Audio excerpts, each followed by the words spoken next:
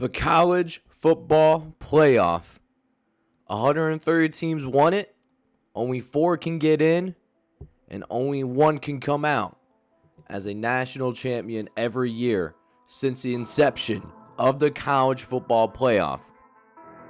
But since we've seen some news over the course of this season in regards to expanding the playoff to 12 teams, and it could happen as soon as next year, it makes me wonder what would happen if we expanded the college football playoff, not next season, not in 2025, but right now with the current state of the college football rankings.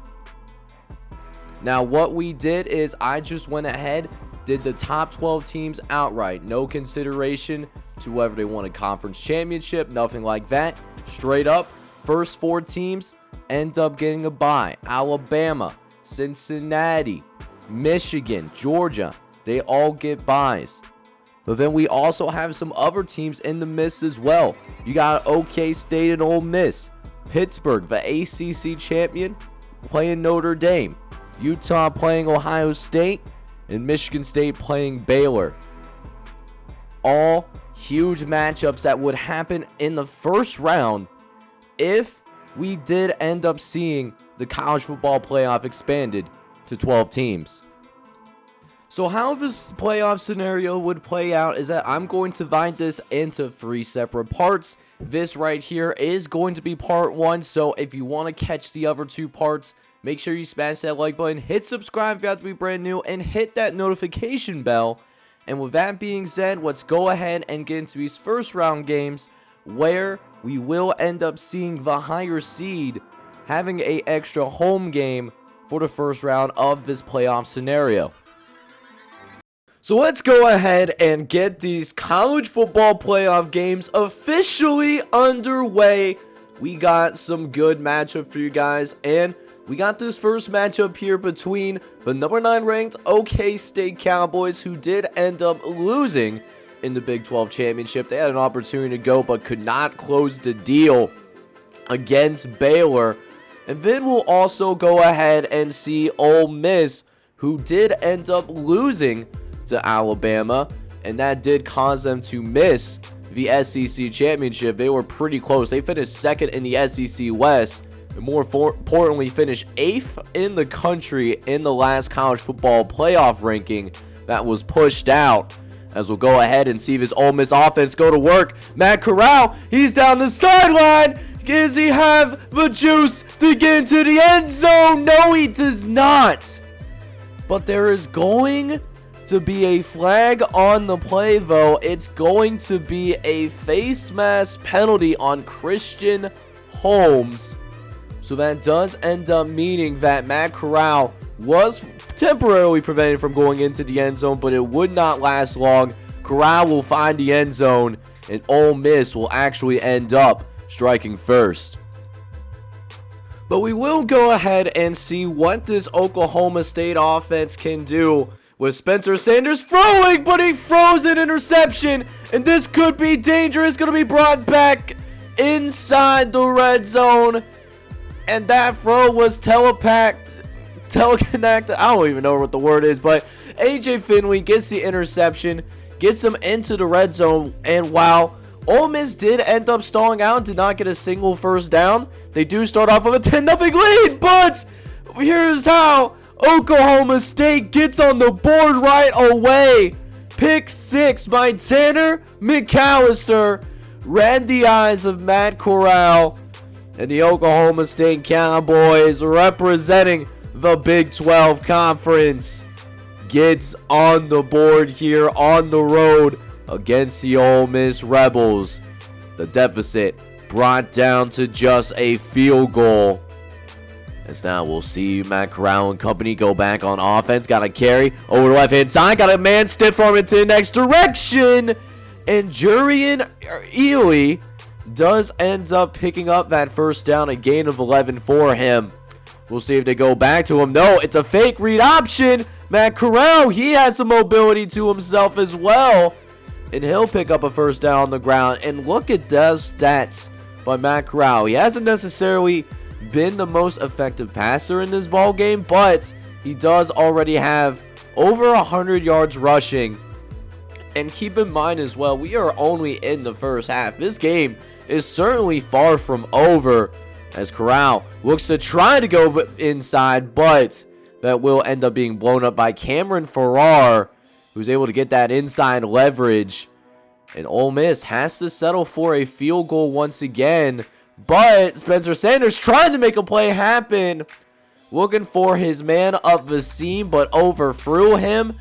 And that will end up hurting them in a big way, as Kidron Smith able to read the play, get the interception. I mean, he was open, and his receiver didn't even try to go for the football. That's the sad part. He just simply was not ready for it. So Oklahoma State probably should have ran the clock if that was what they were going to do, because now, instead of this being a 1-possession game in the half, it's now a 2-possession game going into the locker room. And not only that, Oklahoma State did actually receive the football first to begin this game. So Ole Miss starts off with the ball. So they got a field goal before the end of this half. We'll see if they can tack on anything here, trying to get it into the end zone. But the ball was dropped in a 4th and 2. But you already know what's about to happen. Lane Kiffin, you already know, is going to go for it. And going with the option, Matt Corral does end up corralling that first down. Keeps the drive alive, as we got another 3rd and long. Going to try to throw this thing towards the end zone, but that's intercepted as well. Oh my goodness. Looking to go one-on-one, hit as he's thrown, but his man did not have that inside leverage. Definitely a difficult throw to make, but Ole Miss, despite driving down the field, does not get anything. And not only that, but Spencer Sanders is able to connect with Braden Johnson for a 74-yard touchdown. And he just won straight off the route, able to get a bunch of space. And Braden Johnson, he's got some speed now, able to run away from that Ole Miss defense. And it was one of those games where it seems like Ole Miss has kind of dominated. But that being said, they're still in this ball game, as that's a beautiful throw to Donatero Drummond, as Matt Carroll did a great job keeping that play alive. So now back in Oklahoma State territory here. We'll see if they can come away with more points this time on this drive. So now a couple plays later, Corral dropping back. He's actually going to try to run with it. Gets past the defensive lineman, looks to get out of bounds, but instead gets absolutely lit up like a Christmas tree. We'll still end up picking up the sticks nonetheless, as we are in the red zone now. Gonna pitch it out to the running back, who gets it into the end zone. Touchdown, Ole Miss. Henry Parrish Jr. was there to receive the pitch from Matt Corral, and Corral took a shot, but you know he watches his hockey highlights. He's gonna stay in that game, of course, and now Ole Miss has a chance to close things out. If Ole Miss hangs on and wins this game, they would end up going ahead and playing Alabama in the Sugar Bowl. That is one of the 4 bowl games that will be utilized. So for the final 8 games, or the quarterfinal games that will feature 8 teams in this part 2 of this series, it's going to include Sugar Bowl, Peach Fiesta, and the Rose Bowl. So basically all your New Year's Six bowls would be covered in this scenario. And then of course the Cotton Bowl and the Orange Bowl would be the semifinal games, as is the case in real life. We just don't know yet who is going to be there, as Jadon Jackson almost managed to get that first down. He was spinning his way. Doesn't quite get there, but they do get a field goal on the board. Does keep it a 2-possession game. So now less than 2 minutes left. Spencer Sanders got to orchestrate a drive to make sure that his guys can have at least a little bit of a chance to come back and win this game. But definitely going to have a lot of work cut out for him, as Sanders, looking down the right sideline, does end up finding his receiver in order to pick up a huge first down. And getting out of bounds too. That saves some clock. Sanders, end zone, touchdown, Cowboys. That was Blaine Green, who's able to get open on that 4 verticals concept, as he's able to go ahead, win his route. And Oklahoma State is back in this game, but can they get this onside kick. If not, this game is going to be over, and they cannot execute on the onside kick. Hudson Wolf of the Hands team able to recover it. So Ole Miss does end up winning this first round game against the Oklahoma State Cowboys, and they do end up winning by a final score of 26-21. And the Ole Miss Rebels, they will move on to the quarterfinal to take on the number 1 seeded Alabama Crimson Tide. It is a regular season rematch as they are both in the SEC West, except this time around they will be meeting up in the Sugar Bowl. So let's go ahead and move on to our next first round matchup. We got the Notre Dame Fighting Irish, who is the only independent school that is in this 12-team playoff scenario. They are going to be taking on the Pittsburgh Panthers, the number 12 seed. They barely got in. They needed to win the ACC championship, and they certainly did just that in order to get themselves into this playoff scenario. But we'll see if Kenny Pickett has what it takes to lead Pittsburgh over Notre Dame, who has a new head coach, by the way. This would be the head coaching debut of Marcus Freeman. As you guys know, Brian Kelly did depart for LSU and is currently putting his staff together. But Notre Dame isn't off to a great start. Jack Cohen, who does end up getting the nod to start in this game. There was a little bit of QB controversy early in this season between Jack Cohen and Drew Pine, who, honestly, I'm sure Drew Pine is going to be a good quarterback. Like, I'm thinking Ian Book level of good. We'll see what happens there as the years do end up going on. But Notre Dame off to a slow start. That interception does lead to Pittsburgh getting a field goal on the board. So the defense getting them off to a pretty decent start. But Jack Cohen starts to cook a little bit here. He's finding his receivers up and down the field. Actually, a little bit more of a pass-happy offense than what I've anticipated. Maybe it's a new philosophy under new head coach Marcus Freeman. As they throw to the left-hand side, finds his tight end, Michael Mayer, who we already know is going to be one of the best tight ends in the country. I would not be shocked if we do end up seeing Michael Mayer taken as one of the best, or at least one of the first tight ends taken in this upcoming NFL draft. Either way, Pittsburgh has its hands full as Notre Dame does end up getting a touchdown on the board. Kyron Williams able to get a very easy score. Just a ton of running room created by a pretty young offensive line, actually. And they will take a 7-3 lead here early as Pittsburgh, they do force a 3 and out. So now 7-3 game here. Looking around, Jack Cohen finds somebody up the field, and it's going to be Kevin Austin Jr. with a 30-yard catch. And now here comes the Fighting Irish down the middle. Finds his receiver again, Braden Lenzy, with the catch. And Jack Cohen is just surgically dicing up this defense early on. Jack Cohen going to finish off the drive, will find the end zone. And it is going to be another touchdown for the Fighting Irish. They will end up taking a 14-3 lead. As we'll go ahead and skip over to the fourth quarter, as for Notre Dame, this was one of those games where the game could have certainly been a whole lot more uglier in terms of the margin. There's been a bunch of drives where, honestly, they would drive down the field, but they would stall out. So they kicked 5 straight field goals, you guys. Like that is a ton of field goals that we are certainly talking about. But we'll see if this is a drive that they can finish, at least get a little bit more momentum. Because, they could probably get away with that against Pittsburgh, right? Not being able to finish in the red zone. But they're not going to get away with that against Cincinnati. That's who they would end up playing in the scenario, as Cincinnati is the 4 seed in this college football playoff. They are playing Alabama in real life. But that being said, though, we will end up seeing a rematch in the regular season, where that regular season matchup actually happened here on this very field.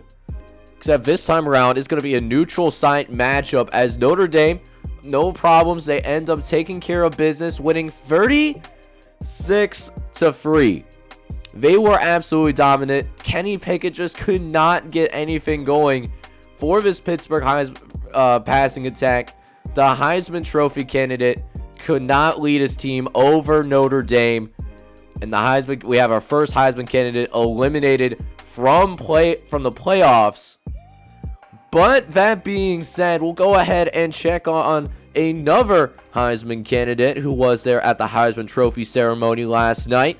As the recording of this video, of course, we got the Ohio State Buckeyes, who did finish number 6 in the college football playoff.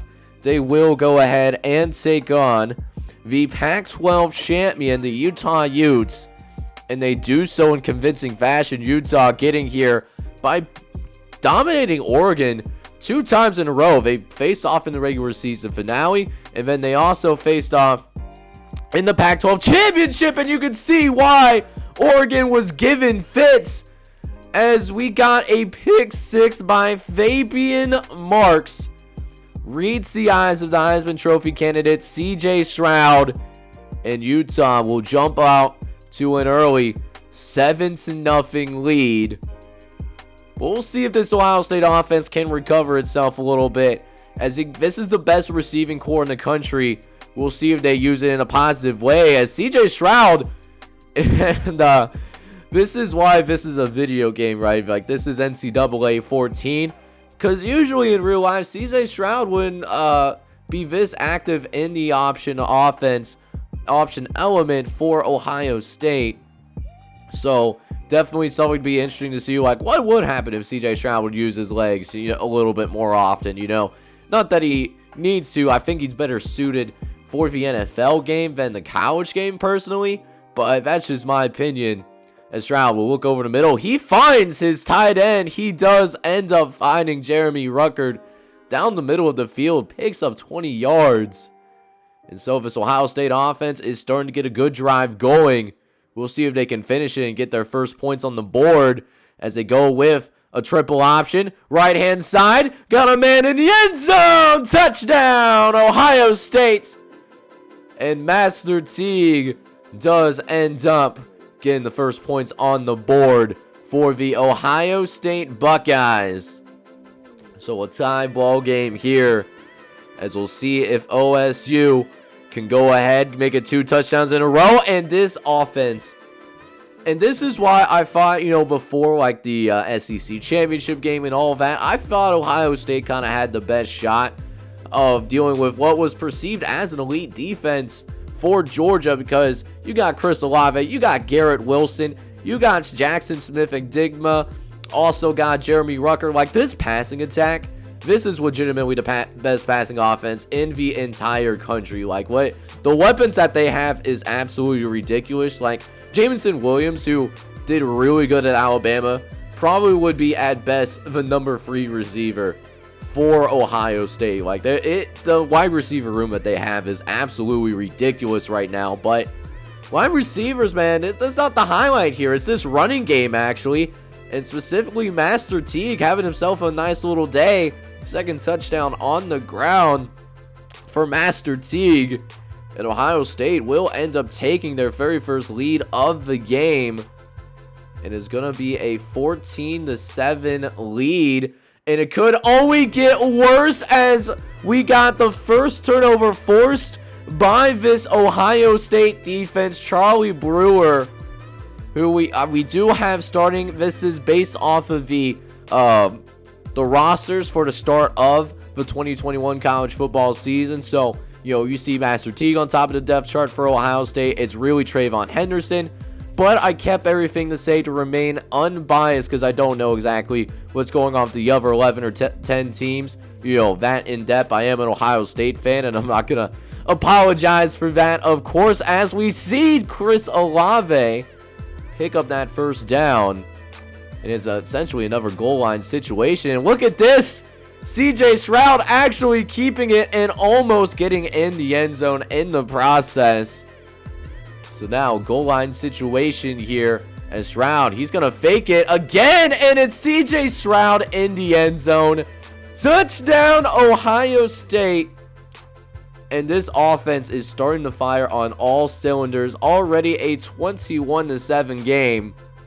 Charlie Brewer and company certainly got their fair share of work that needs to be done in order to make sure that they can get themselves back into this ball game. They need a touchdown. I don't want to say it's a must this early in the game because it's early in the second quarter, so there's a lot of football left to be played, but y'all already know, for those of you that have watched Ohio State football, y'all know what this offense is capable of. And you do not want to get into a huge deficit against this offense. You do not want to play catch up against the Ohio State Buckeyes. And definitely a tough situation. 3rd and 19. Brewer looking around. He has just enough time. He finds his receiver who beats the entire Ohio State defense. That's Solomon Ennis.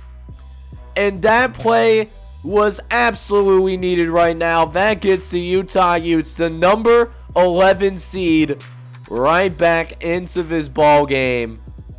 And it is back to being a one-score affair.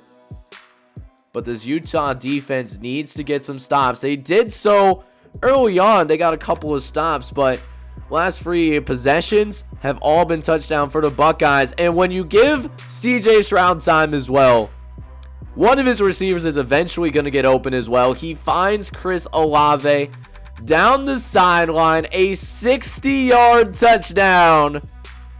And now 28-14 in favor of the Ohio State Buckeyes. So now we'll see how this Utah offense can respond. Brewer going to go ahead and hand it off to TJ Pledger, who does absolutely get lit up. But he does his job, pick up the first down. We'll see if Utah can do it again. 3rd and 11. And we got another open receiver down this seam. And it's another big gain for Utah. Connor O'Toole wins this route, 53-yard gain. Sets up a red zone opportunity for Utah. And they will take full advantage of it. Devon Volay gets it back to a one-score game once again. And who knows? If Utah can get that one stop, that's all they need. One stop. You never know what can happen. And they do sort of get it. They force Ohio State to a field goal in their next possession. But it's still a 2-possession game here nonetheless, as that pass is going to be intercepted. 3rd turnover of the day, and it's a 3rd interception thrown by Charlie Brewer. So definitely a little bit of sloppiness. Both teams do have 3 turnovers. I don't show all of them. It doesn't lead to scores. You know what I'm saying? But that being said, 3rd and short for Ohio State. It's CJ Stroud. He's going to keep it.